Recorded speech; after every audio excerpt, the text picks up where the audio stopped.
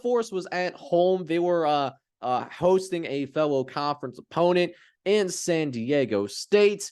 And guys, you want to talk about a team that could possibly be one of the best group of 5 teams in America right now? This Air Force team, they just bully people, man. Listen to what Air Force has done since starting conference play. Ever since they had that ugly win against Sam Houston, they beat Utah State by 17. They blow out San Jose State while being on the road by 25, and then they're going to cap it off with San Diego State. They had them at home. San Diego State known to be one of the better defensive teams in the Mountain West, and Air Force simply did not give a single damn about that. Air Force won 49-10.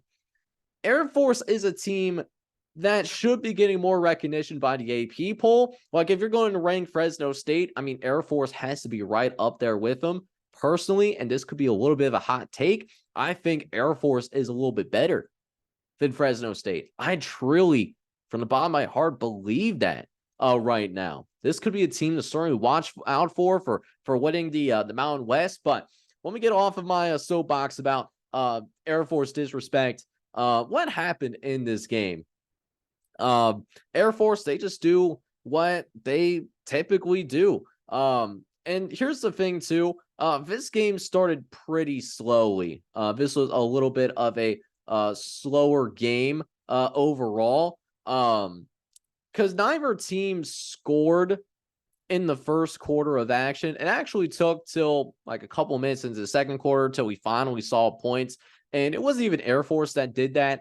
San Diego State was actually the first team to get up on the scoreboard. But then Air Force is like, all right, let me just lean up in my gaming chair real quick, and got it going after San Diego State got their little 7-0 lead, because Air Force answers back with 3 straight touchdown drives after that. Cade Harris got the goose egg on the scoreboard for Air Force. And then you got Michael. That dude, he went in, had touchdown runs of 2 and 3 yards, created that 21-7 advantage. And then after that 7-0 lead, Air Force was just all Air Force, right? Zach Warrior, he had a 54-yard touchdown. That made it 28-7. And the way that Air Force plays at that point, it's just barbecue chicken after that. And here's the thing. Warrior just does an effective job running the option. He ended up being a guy that had over 100 yards passing and 100 yards rushing. He ended up with 8 carries for 103 yards in this game. So just is very good at running that triple option that, like many military academies do choose to run, because they can't go after the same kids that many other Division I football programs can go after, because they're more concerned as an institution creating the next generation of military officers, right? So they have to do things a little differently, but Air Force is the best at it as of right now. Just look at any metric that Air Force and San Diego State had in this particular game. It's just a complete domination across the board. Passing. Air Force passed the ball 7 total times in this game. Zach Lear made the most of them. 6 for 7, 189 yards. That's more passing yards than what San Diego State had in this game. And they passed the ball actually more than 3 times the number of times that Air Force threw the football. They were just a lot more effective at it. And that's the thing with triple options. If you're able to get that running game going, it really makes defenses vulnerable against those play action passes or just general passes, because you get to a point where you got to put 8 or 9 guys in the box, and then you can just open it up over the top and just run beautifully, run efficiently. Speaking of that running game, Air Force dominated on the ground as well. Air Force had 287 yards on the ground in this game. San Diego State only had 105. They were held to 3.5 yards rushing. Penalties, they only had 1 penalty. It was like a offsides penalty that went for like 5 yards. San Diego State was more penalized. They had 5 penalties for 34 yards. And then also to top it off, Air Force took care of the football. they did not turn the ball over at all, while San Diego State, they had an interception. So that was the only turnover in this game. One thing that I was surprised about was that while Air Force won the time of possession, they didn't dominate the time of possession, to say the least. Air Force did win time of possession at 32 minutes in the game, while Air Force's opponent, San Diego State, they ended up with about 28 minutes. So not a drastic difference in terms of what's happening with the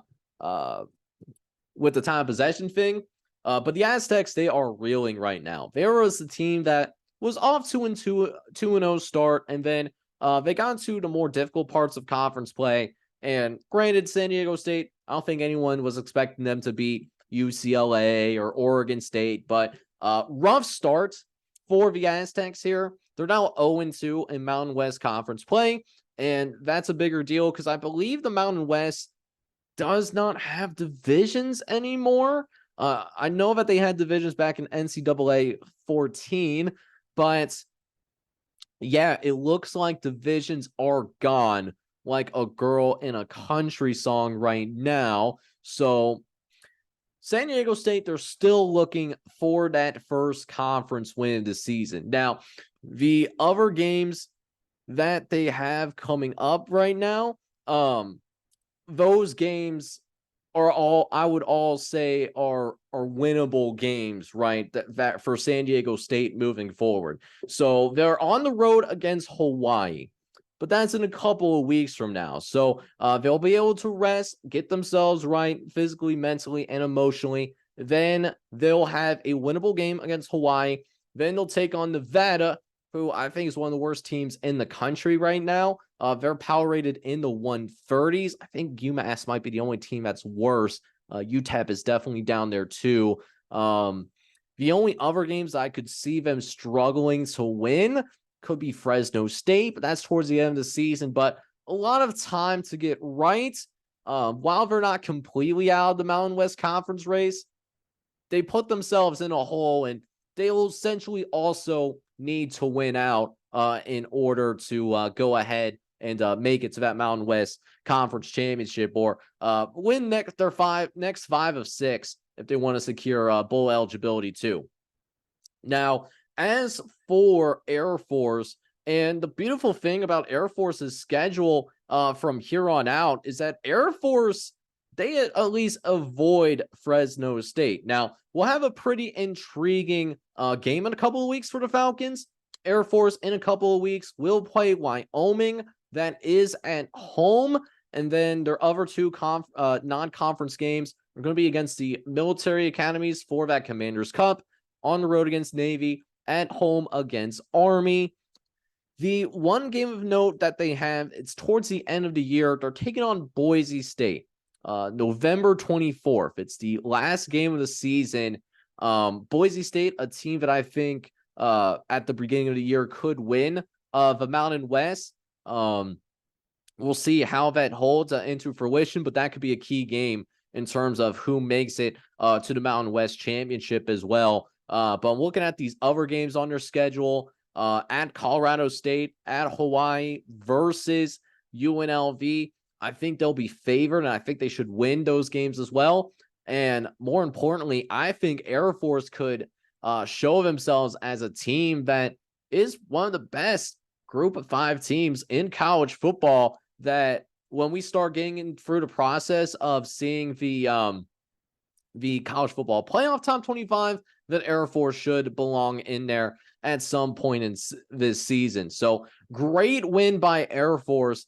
This is certainly a Falcons team that you should keep an eye on as we get into the second half of the season.